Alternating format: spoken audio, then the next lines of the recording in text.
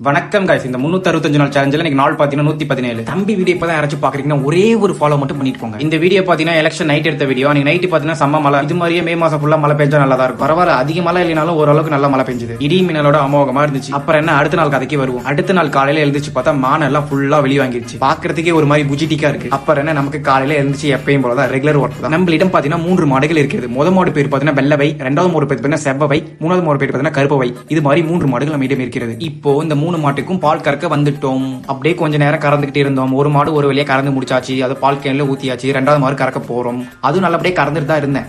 திடீர்னு ஒரு சைக்கிள் கொடுத்து பாரு, மூஞ்சிலே வச்சிருக்க வேண்டியது. கொஞ்சம் மிஸ் ஆயிட்டேன். அப்படியே நீ அங்கிட்டு இங்கிட்டு அலைய விட்டு இருந்துச்சு. இதெல்லாம் பார்த்தா நமக்கு வேலையை கதுன்னு சொல்லிட்டு ட்ரைப்பர் வச்சுக்கிட்டு இங்க வச்சுட்டு 0.5ல போட்டு மாடை பிடிச்சி ஒரு இடத்துல உட்கார வச்சுட்டேன். சாரி, நீக்க வச்சுட்டேன். அப்படியே நல்லபடியே நின்னுச்சு. அப்படியே கறந்துட்டு வந்துட்டேன். கொஞ்சம் மிஸ் ஆயிருந்தது. என் மூஞ்சில நலுங்க போட்டு போயிருக்கும் அந்த மாடு. எப்படியே தப்பிச்சு வந்துட்டேன் பேசிட்டு. அப்புறம் என்ன, பால் குடிக்கும் கன்று குட்டிகளை அவுத்து விட்டாச்சு. அவுத்து விட்ட கையோட மாட்டுக்கு தீவனம் போடணும். தீவனம் போட்டா மட்டும் தான் நமக்கு கொஞ்சம் பால் கொஞ்சம் அதிகமா கிடைக்கும். அதுக்கோசரம் அந்த பக்கம் ஒதுங்கிட்டேன். அதெல்லாம் போட்டு முடிச்சுட்டு அப்படியே அழகா தூக்கிட்டு போயிட்டு வச்சுட்டு தண்ணி ஊத்தி ஊற போட்டுட்டேன். ஊற போட்ட கையோட நமக்கு வேலை முடிஞ்சிருச்சு. அப்புறம் ஒரு சின்னதா ஒரு ஸ்னாப்.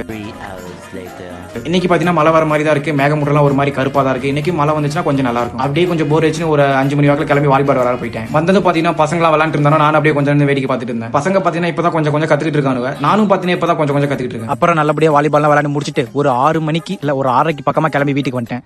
வீட்டுக்கு வந்த கையோட பாத்தீங்கன்னா அப்புறம் ஜிம்முக்கு ரெடியாகி கிளம்பி வந்து பாத்தீங்கன்னா ஒர்க் அவுட்ல ஸ்டார்ட் பண்ணிட்டேன். இப்ப வர என்னன்னு தெரியல, ஜிம்முக்கு ஏன்டா வரன்னு ஒரு மைண்ட் செட் ஓடிட்டே இருக்கு. அப்பப்ப வர மாட்டேங்கிறேன். ரொம்ப பிரேக் எடுக்கிறேன். சீக்கிரமா இன்னொரு சேலஞ்ச் ஒன்று ஸ்டார்ட் பண்ணணும். அப்படி இல்லைன்னா இப்படி நான் சோம்பேறி ஆயிடுவேன். சரி, இன்னைக்கு ஒர்க் அவுட் கதம் பண்ணிட்டு அப்படின்னு ஃப்ரெண்டு கூட கொஞ்சம் அப்படியே வீடியோலாம் எடுத்துக்கிட்டு அப்புறம் கொஞ்ச நேரம் கதெல்லாம் பேசிக்கிட்டு ஜிம்முக்கு பையன் ஒருத்தன் பப்பாளி பழம் எடுத்துட்டு வந்தான். அதெல்லாம் கொஞ்சம் அரிஞ்சு கொடுத்துட்டு இருந்தான். இந்த பையன் மட்டும் வாங்கவே மாட்டேங்கிறான். என்னன்னு எனக்கு ஒன்றும் புரியல. பப்பாளி பழம் தானே கொடுத்தேன், வேற என்னமா கொடுத்த மாதிரி வெக்கப்பட்டு இருக்கான். வேற பப்பாளி பழம் சாப்பிட்டு கதையை முடிச்சுக்கலாம் ஃப்ரெண்ட்ஸ். அடுத்த வீடியோல பார்க்கலாம்.